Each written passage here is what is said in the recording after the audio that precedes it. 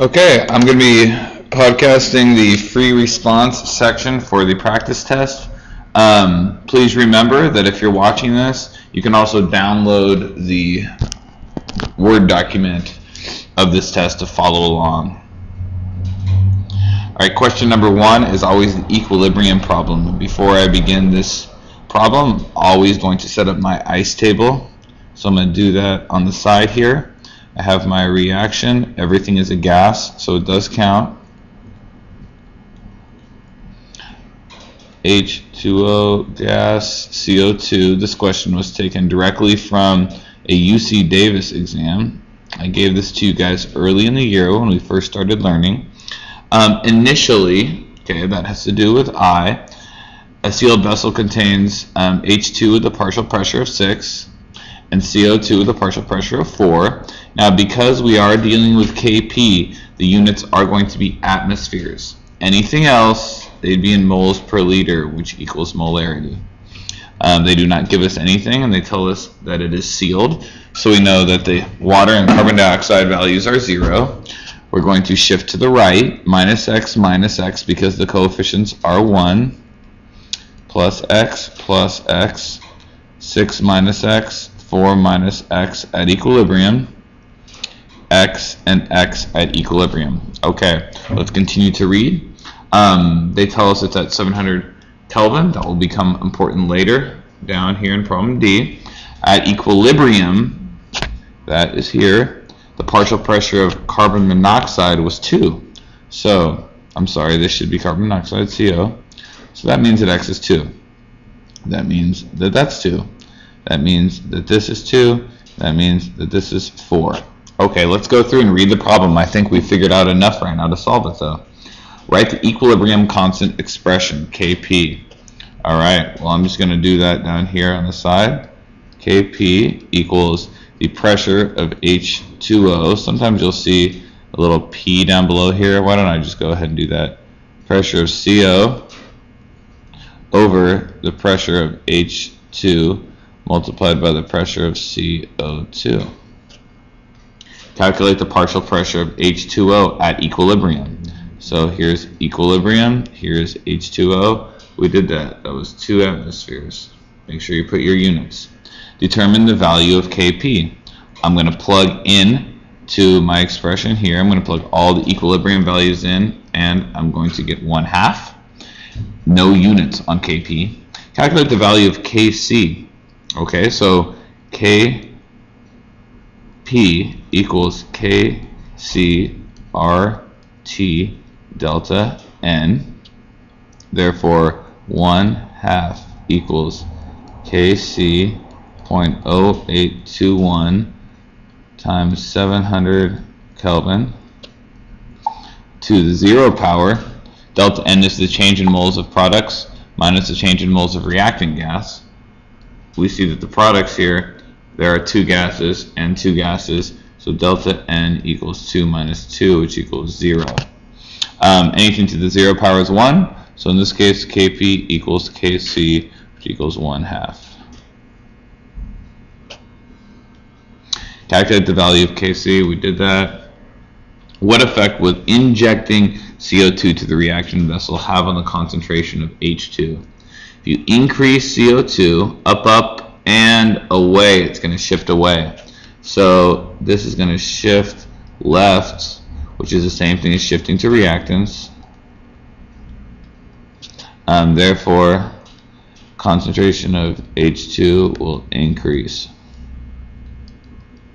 Okay, we have another equilibrium problem here. In this case, it's a Kb problem because we're producing OH. I'm going to go ahead again and do my ICE table. You know, I'm going to do it below this just for time purposes, so I don't have to rewrite it over again. I see that this is a liquid, so it's not going to count. Write the equilibrium expression Kb. So I'm going to do that over here. Kb equals the concentration of OH minus multiplied by the concentration of NH4 plus all over NH3. Alright, that's done. Determine the pH of a 0.02 molar solution of NH3. So pH equals negative log of H plus. Do I have H plus? I do not, but I do have OH minus. So I'm going to do 14 minus the POH to get the pH. So the POH equals the negative log of the OH minus. If I get the OH minus, I'm home free. So here we go. 0.02 molar NH3 is my initial NH3. I know that these are 0.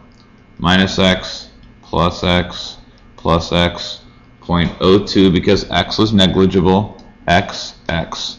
I'm going to plug all of these into the expression, and I'm going to get X squared over 0.02 equals 1.75 times 10 to the negative fifth.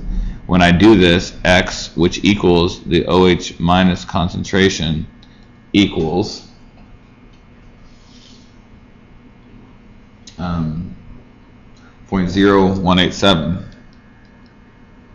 So if I take the negative log of that, I get the POH, in this case, which equals 2.7, and 14 minus that gives me the pH, and in this case the pH is 11.27.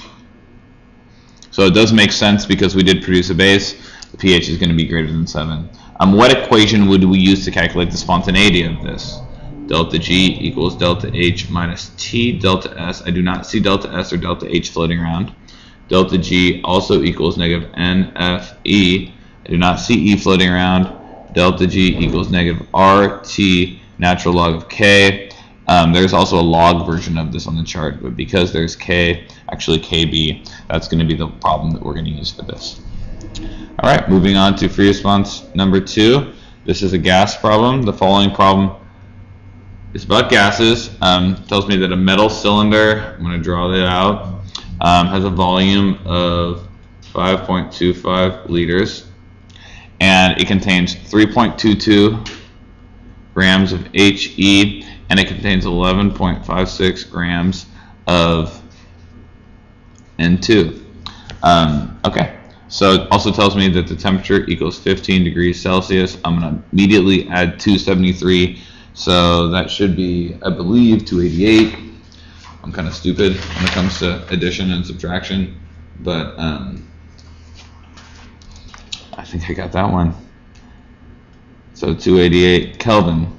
A, calculate the total pressure in the cylinder. Now, they're not going to tell you this, but whenever we're calculating just total pressure, we're going to use PV equals nRT. Now, there's two ways to go about doing this. In one way, we could do two separate PV equals nRTs, one of them for helium and the other for nitrogen. Or, since all the other variables are constants, we can do one PV equals nRT, and for this n, put total n.